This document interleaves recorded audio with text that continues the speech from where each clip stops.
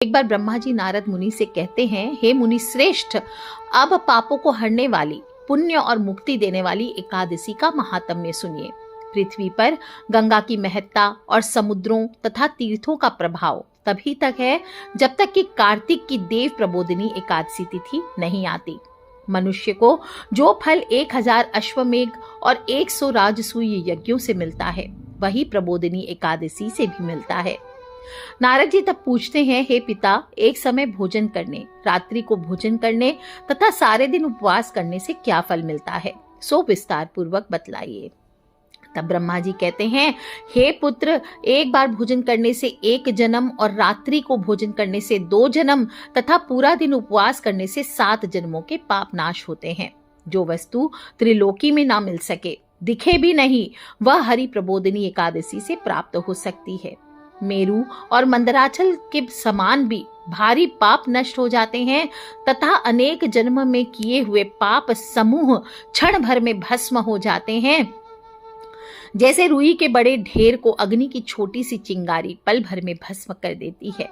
विधि पूर्वक थोड़ा सा पुण्य कर्म बहुत फल देता है, परंतु विधि रहित अधिक किया जाए तो उसका कोई भी फल नहीं मिलता। संध्या न करने वाले नास्तिक, वेद निंदक, धर्म शास्त्र को दूषित करने वाले, पाप कर्मों में सदैव रत रहने वाले, धोखा देने वाले ब्राह्मण, पर स्त्री गमन करने वाले तथा ब्राह्मणी से भोग करने वाले, ये सभी चांडाल के समान है। जो विधवा अथवा सधवा ब्राह्मणी से भोग करते हैं, वे अपने कुल को नष्ट करते हैं। पर स्त्रीगामी के संतान नहीं होती, उसके पूर्व जन्म के संचित सब अच्छे कर्म नष्ट हो जाते हैं। जो भी लोग स्त्रियों से अहंकार युक्त बात करता है, वह धन से और संतान से हीन हो जाता है।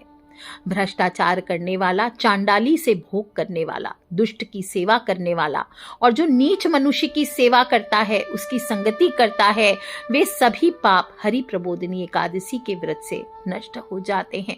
जो मनुष्य इस एकादशी के व्रत को करने का संकल्प करते हैं, उनके 100 जन्म के पाप नष्ट होते हैं। जो इस रात्रि को जागरण करते हैं, उनके आने वाली 10,000 पीढ़ियां स्वर्ग को जाती है। नरक के दुखों से छूटकर प्रसन्नता के साथ सुसज्जित होकर विष्णु लोक को जाते हैं। ब्रह्म हत्या आदि महान पाप भी इस व्रत के प्रभाव से नष्ट होते हैं। जो फल समस्त तीर्थों में स्नान करने, गौ, स्वर्ण और भूमि का दान करने से होता है, वही फल इस एकादशी की रात्रि को जागरण से मिलता है। इस व्रत के बारे में श्री कृष्ण भगवान कहते हैं कि देव उठनी एकादशी की रात्रि जागरण कर पूजा करने से साधक की आने वाली 10 पीढ़ियां विष्णु लोक में स्थान प्राप्त करती है। उसके पितृ नरक से मुक्ति पाते हैं।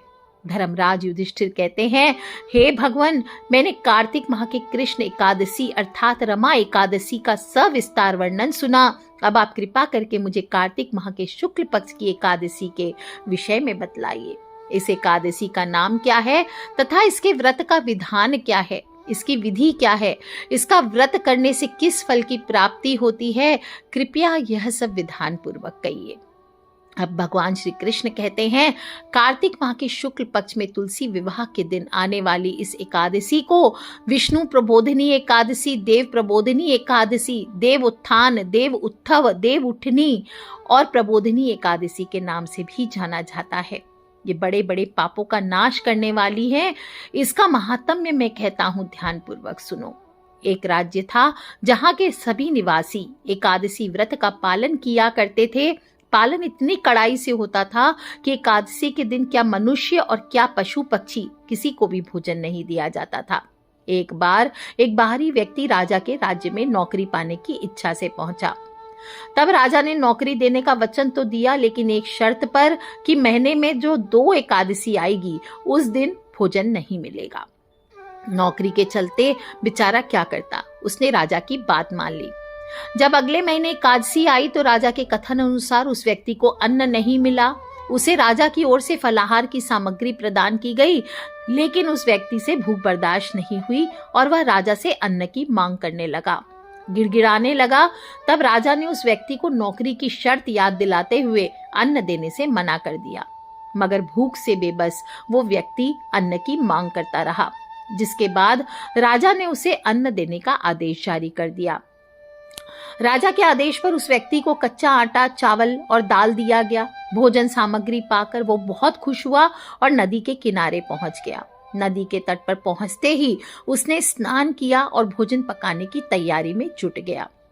जैसे ही भोजन तैयार हुआ, उसने विष्णु भगवान का स्मरण किया और उन्हें भोजन पर आमंत्रित करने लगा।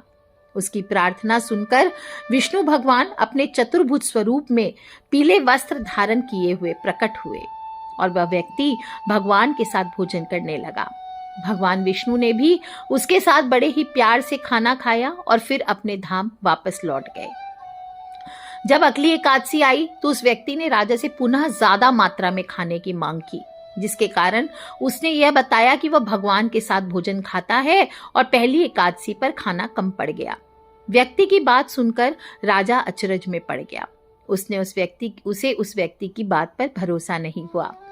राजा मन ही मन सोचने लगा कि इतने सालों से मैं एकादशी का व्रत कर रहा हूं, लेकिन मुझे तो भगवान ने आज तक दर्शन नहीं दिए, और जिसने कभी व्रत नहीं किया भगवान उसके साथ खाना खाते हैं। राजा के मन में अविश्वास देखकर उस व्यक्ति ने राजा को अपने साथ चलने को कहा। एकादशी के दिन राजा एक पेड़ के पीछे छिप गया और व्यक्ति हमेशा की तरह नियम अनुसार अपना स्नान ध्यान करके भोजन बनाकर भगवान को बुलाने लगा, मगर इस बार भगवान नहीं आए। व्यक्ति ने कई बार भगवान से आने की प्रार्थना की, लेकिन भगवान नहीं आए। इसके बाद उस व्यक्ति ने नदी में कूदकर भगवान से अपने जान देने की बात कही। जैसे ही व्यक्ति नदी में कूदने लगा, तभी भगवान प्रकट हो गए और उसे आकर रोक लिया और उसके साथ बैठकर भोजन करने लगे। और भगवान उस व्यक्ति को बिठाकर फिर अपने साथ अपने धाम लेकर के गए। राजा ने यह पूरा दृश्य छुपकर देखा और तब उसे इस बात का ज्ञान हुआ कि मन की शुद्धता के साथ ही व्रत और उपवास करना चाहिए, तभी व्रत का पूर्ण फल प्राप्त होता है। और इस घटना के बाद से राजा भी पवित्र मन से व्रत और उपवास करने लगा और जीवन के अंत में उसे भी स्वर्ग की प्राप्ति हुई। तो बोलिए श्री हरि विष्णु भगवान की जय। अद्भुत एकादशी है, देवउठनी 11 है, और देवउठनी 11 और साथ ही साथ तुलसी 11 है, तुलसी एकादशी जिसे हम कहते हैं। तो सभी लोग अगर व्रत करना चाहें तो व्रत करें, नहीं तो बहुत ही सुंदर से सात्विक भोजन करते हुए आपको उत्सव इस दिन मनाना चाहिए अपने फ्रेंड्स, फैमिली, मम्मी पापा, भाई बहन, बच्चों से। मैंने कुछ करे ना करे इस कथा को सुनाया है, आप स्वयं भी सुने और सभी से शेयर कर ले। आज के लिए इतना ही। जय माता दी, बम बम भोलेनाथ की जयकारा, शेरा वाली दा बोल सांचे दरबार की जय, विष्णु भगवान की जय, तुलसी मैया की जय, लक्ष्मी मैया की जय। जय माता दी, बम बम भोलेनाथ की।